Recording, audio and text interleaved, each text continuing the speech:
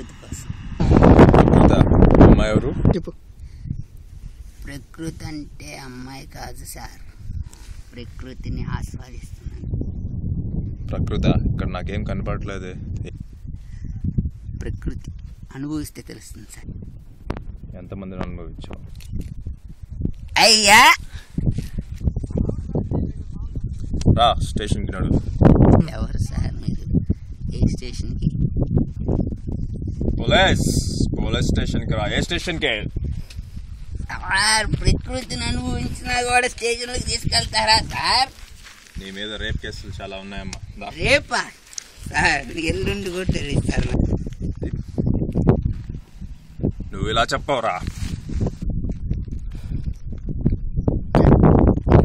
ఏడుగురిని రేప్ చేసి ప్రకృతి అని చెప్పి ఇంకొక అమ్మాయిని రేప్ చేయటం నీకు స్టేషన్లో రా. నీ పని.